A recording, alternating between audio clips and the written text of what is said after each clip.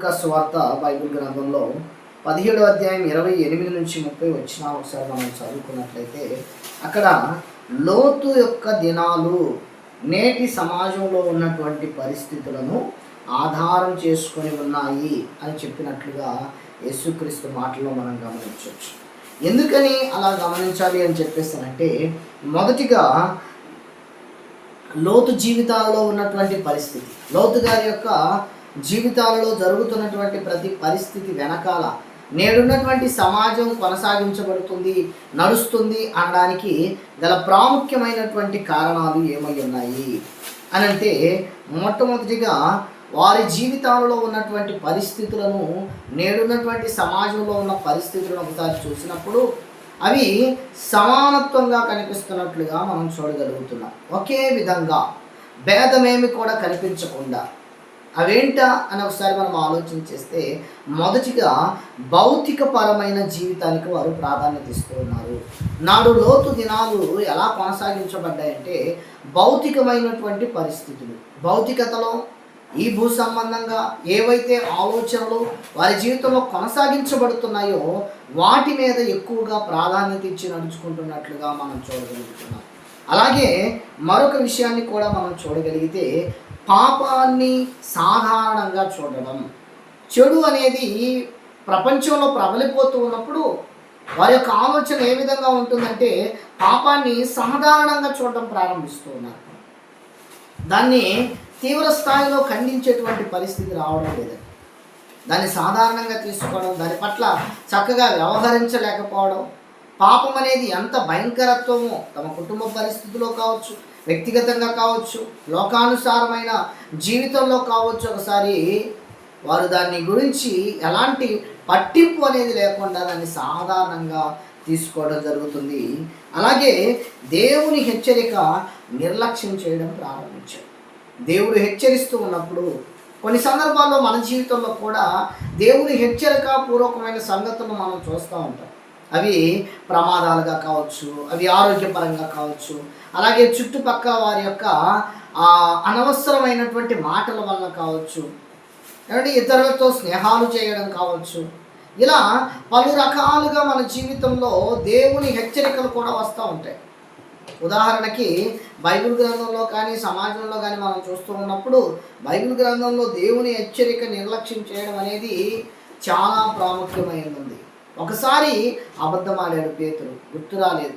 మరొకసారి అబద్ధం ఆడాడు, గుర్తు రాలేదు. మూడవసారి కూడా అబద్ధం ఆడటంలో అప్పుడు తిరిగి గుర్తు రావడం ప్రారంభించింది. అంటే అనేకమైనటువంటి పర్యాయములు దేవుని యొక్క ఉగ్రత, దేవుని యొక్క కోపము, అలాగే దేవుని హెచ్చరిక మన మీద వస్తూ ఉన్నప్పుడు దానిని తప్పనిసరిగా మనం గమనించవలసిన వారమై ఉన్నాము. నేడు లోతు జీవితాలలో ఉన్నటువంటి, లోతు గారి యొక్క పరిస్థితుల్లో ఉన్నటువంటి పరిస్థితులు నేడు సమాజానికి ఎందుకని మనం ఆపాదించుకోవాలంటే ఇదేనండి కారణం. అలాగా సమాజం వెళ్ళిపోతూ ఉంది. మరొక విషయాన్ని కూడా మనం చూస్తే, నైతిక విలువలు ప్రజలలో క్షీణించిపోయాయి. ఆ రోజులలో వారు అంత పాపాన్ని చేయడానికి గల కారణం ఏంటంటే, నైతిక విలువలు వారి జీవితంలో క్షీణించిపోయాయి.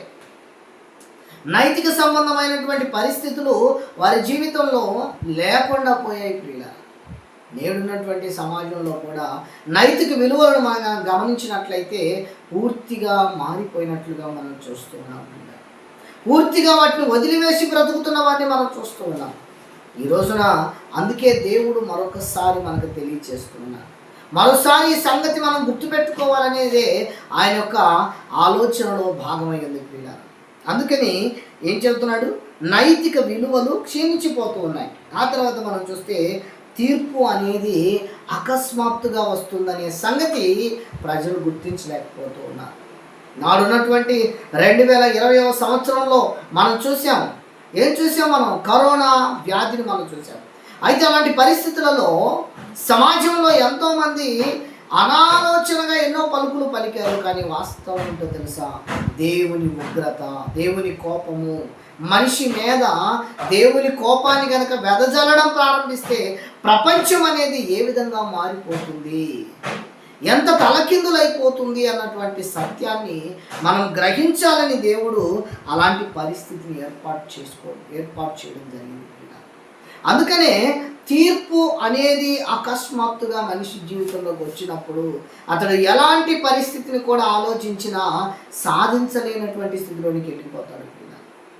సాధించలేనటువంటి పరిస్థితిలోనికి వెళ్ళిపోతాడు. అందుకనే ఈ రోజున మనం గమనించవలసింది, గుర్తించవలసింది ఏంటంటే, లోతు రోజులు నేటి సమాజాన్ని పోలి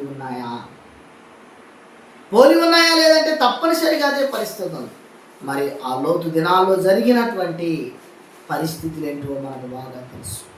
దేవుడు ఏం చేశాడో నాడున్నటువంటి ఆ సొదొమ గొమొర పట్టణాలని దేవుడు ఏం చేశాడనే సంగతి మనందరికీ బాగా తెలిసినటువంటి విషయమే. కాబట్టి ఈ రోజులలో ప్రభు అయినటువంటి యేసుక్రీస్తు చెప్పినటువంటి మాటల ప్రకారంగా జరుగుతున్నటువంటి పరిస్థితులను చూసుకొని జాగ్రత్త పడగలిగి మెలకు తెచ్చుకొని ఆలోచించి ఇకనైనా మన జీవితంలో తప్పుడు నిర్ణయాలు కాకుండా, చెడు నిర్ణయాలు కాకుండా, దేవుని మీద అసహ్యపడటం కాకుండా, దిద్దుబాటును అసహ్యంగా చేసుకోవడం కాకుండా, యేసుక్రీస్తుగా చెప్పినటువంటి ఆయన మాటలను, ఆయన ఆలోచనలను మన హృదయాంతరంగంలో భద్రపరుచుకొని భయభక్తులు గలవారమై మనం నడుచుకుంటున్నట్లయితే తప్పనిసరిగా మన జీవితంలో కూడా ఆ దినాల నుంచి తప్పించేటువంటి పరిస్థితి కలుగుతుందనే సంగతి మనం గుర్తుపెట్టుకోవాలి. ఆ మనుషుల మధ్యలో నుంచి తప్పిస్తాడు, ఆ ఆలోచనల మధ్యలో నుంచి తప్పిస్తాడు, ఆ ఉద్దేశాల మధ్యలో నుంచి ఎవరైతే, ఏ ప్రజలైతే, ఏ ప్రాంతం అయితే, ఏ పరిస్థితి అయితే మనల్ని ఆ మార్గంలోనికి తీసుకువెళ్తుందో ఆ పరిస్థితిలో నుంచి తప్పనిసరిగా దేవుడు మనల్ని తప్పించువాడై ఉన్నాడు. అలాగే లోతును కూడా ఆ రోజున తప్పించాడు. లోతు యొక్క నీతి జీవితాన్ని బట్టి, అందుకే బైబిల్ గ్రంథంలో రాయబడినటువంటి విధంగా మనం చూస్తే అతడు ఆ ప్రజల ద్వారా నొప్పించబడ్డాడు. అంటే తన నీతి జీవితము, ప్రజలలో ఉన్న పాప జీవితము తనకి సెట్ కాలేదు అనే సంగతిని మనం చాలా జాగ్రత్తగా గుర్తుపెట్టుకోవాలి.